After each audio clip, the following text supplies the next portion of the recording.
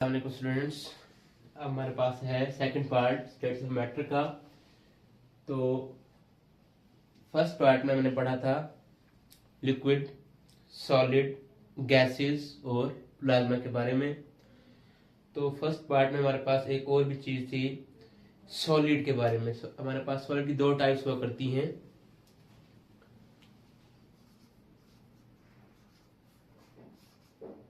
Crystalline solid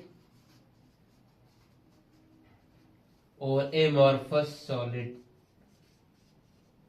अगर हम देखें कि हमारे पास सॉलिड दो टाइप्स के हैं, फर्स्ट हमारे पास है क्रिस्टलाइन सॉलिड, दूसरा हमारे पास है एमॉर्फस सॉलिड।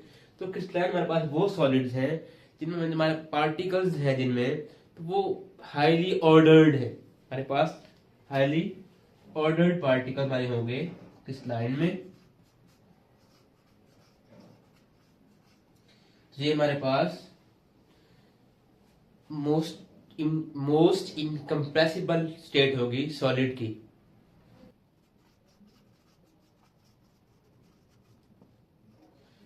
अब जब इनमें हमारे पास पार्टिकल इतने करीब करीब होंगे तो ये हमारे पास मजीद कंप्रेसिबल नहीं होगी। और इसके बाद एक इसकी और प्रॉपर्टी है कि ये हाईली डेंस फॉर्म है, यानी इससे ज्यादा आपका मैटर डेंस स्टेट में, भारी शक्ल में आपको और कहीं नहीं मिलेगा। तो ये आपकी डेंस फॉर्म है, वो आपकी है क्रिस्टलाइन सॉलिड में।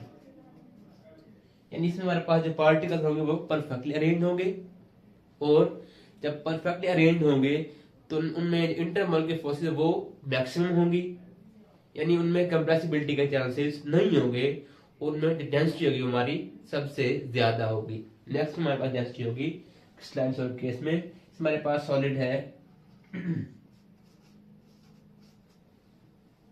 NaCl का। हमारे पास सॉलिड है NaCl, जो हमारे पास घर का नमक होता है। तो ये बेटा इसकी एग्जांपल है क्रिस्टलाइन सॉलिड की। और नेक्स्ट हमारे पास अमॉर्फस सॉलिड। तो ये हमारे पास इसके बिल्कुल अपोजिट हो जाएगा कि ये हमारे पास परफेक्टली अरेंज ये नहीं होते।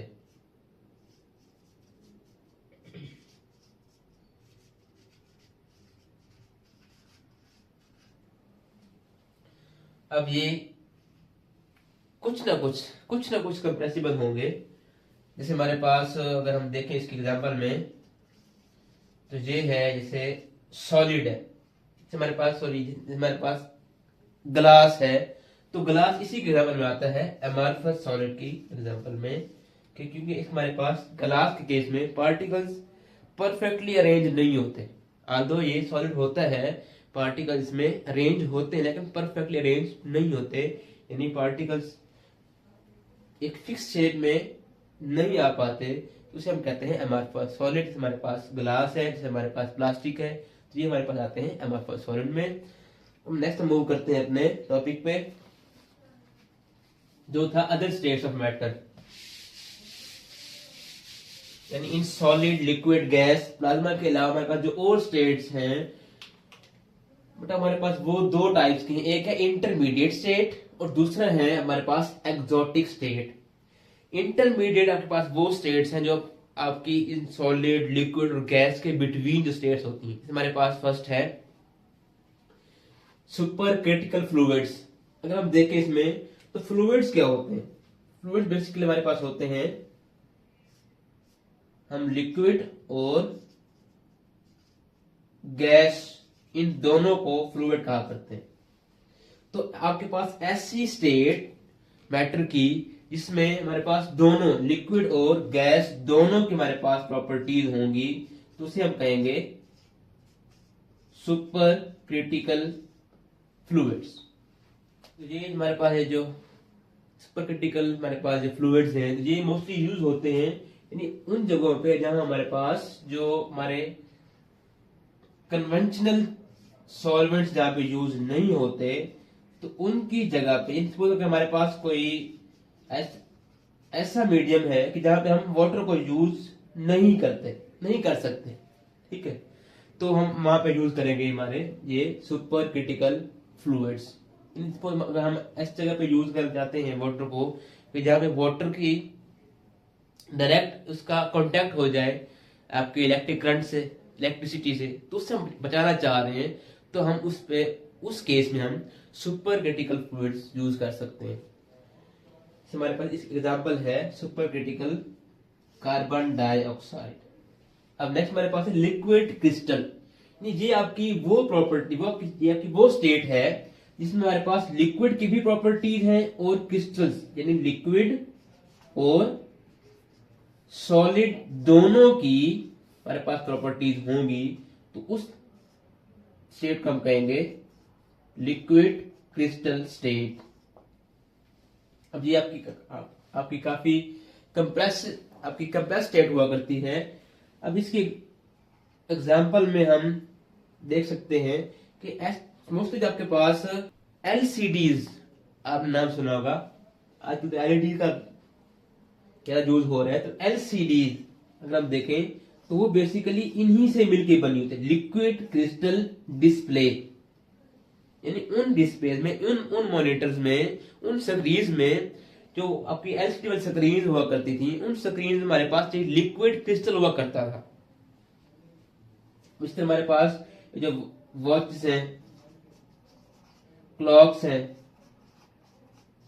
इससे हमारे पास और जो नेविगेशन के लिए हमारे पास स्क्रीन हुआ करती हैं, उनमें भी ये एलसीडी ही यूज होती है, यानी उनमें बेसिकली हमारे पास लिक्विड क्रिस्टल ही यूज होता है। इसके बाद हमारे पास और स्टेट्स थी एक्सोटिक स्टेट्स, यानी वो स्टेट्स जिनका हमें जिनसे आमतौर पर वास्ता नहीं पड़ता, जिन्हें हम यूजुअली एनकाउंटर नहीं करते, तो वो हमारे पास होती हैं एक्सोटिक स्टेट्स। अब ये आपके पास एक है डार्क मैटर, आपके पास न्यूक्लियर मैटर है, क्वांटम, आपके पास ये स्पिन लिक्विड है, इसके पास बोस-आइंस्टाइन कंडेंसेट है आपके पास। अगर हम देखें डार्क मैटर तो ये आपके पास ऐसा मैटर है, मैटर तो है ये, लेकिन इस मैटर पे हमारे पास जो इलेक्ट्रोमैग्नेटिक रेडिएशन है, इलेक्ट्रोमैग्नेटिक रेडिएशन जो हमारे पास है, ये रेडिएशन इन मैटर पे कोई अपना इफेक्ट शो नहीं कर पाती, यानी ये इनसे इनर्ट है। इस डार्क मैटर पे हमारे पास लाइट वगैरह है, लाइट है हमारे पास, लाइट हमारे पास इलेक्ट्रोमैग्नेटिक रेडिएशन की एक फॉर्म है, तो लाइट भी इन पे अगर हम लाइट थ्रो करें तो ये कोई रिफ्लेक्शन कोई ऐसा फिनोमेना शो नहीं करते, तो इन्हें हम कहते हैं डार्क मैटर। अब नेक्स्ट हमारे पास है न्यूक्लियर मैटर। अब ये हमारे पास वो मैटर स्टेट है जिसमें हमारे पास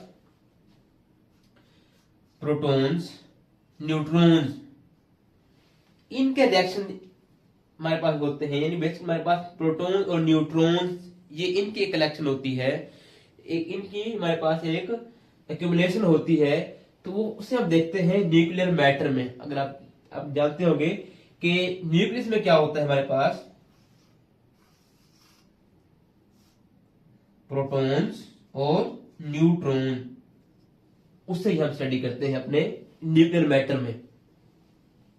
तो बेसिकली ये बना आपके पास एक आपका वो इंटरेक्टिव सिस्टम जिसमें आपके पास infinite number of protons neutron होंगे, इसमें बेशुमार प्रोटॉन और न्यूट्रॉन होंगे और आपस में इंटरेक्ट कर रहे होंगे, तो वो हमारे पास कहलाएगा न्यूक्लियर मैटर। इसके बाद है क्वांटम स्पिन लिक्विड, यानी ये आपका वो मैटर है जिसे हम इलेक्ट्रॉन्स की जो स्पिन है उसकी बेस में इसको मैटर कहते हैं, इसे स्टडी करते हैं। जैसे हमारे पास एक इलेक्ट्रॉन है, अगर हम उसे हम मैग्नेटिक फील्ड से पास करते हैं या हम उस पर मैग्नेटिक फील्ड अप्लाई करते हैं, तो सपोज वो हमारे पास पॉजिटिव स्पिन शो करता है अपवर्ड, और एक हमारे पास वो इलेक्ट्रॉन है जो हमारे पास मैग्नेटिक फील्ड उसमें से पास ऑन करने से वो हमें डाउनवर्ड वो अपना स्पिन दिखाता है। तो उसे हम सारों का स्टडी करेंगे अपने इस क्वांटम स्पिन लिक्विड केस में। अब नेक्स्ट है बोस-आइंस्टाइन कंडेंसेट। इसका हमें कॉन्सेप्ट दिया था आइंस्टाइन ने ही दिया था 1925 में। उसने कहा था कि ऐसे मैटर, यानी आपके पास वो स्टेट मैटर की जिसमें आपके काफी सारे ग्रुप ऑफ पार्टिकल्स होंगे, यानी काफी सारे आपके पास पार्टिकल्स चल रहे होंगे, वो एट सेम स्पीड और एट सेम डायरेक्शन वो ट्रेवल कर रहे होंगे। यानी एक ही सिमत में सेम ही सिमत में जा रहे होंगे और उनकी सेम ही स्पीड होगी उनकी, और वो ऐसे बिहेव कर रहे होंगे जैसे हमारे पास एक सिंगल यूनिट होता है, यानी एक सिंगल पार्टिकल के तौर पर वो बिहेव करते हैं, तो उसे हम कहेंगे बोस-आइंस्टाइन कंडेंसेट। तो ये हमारे पास आज टॉपिक खत्म हुआ स्टेट्स ऑफ मैटर का।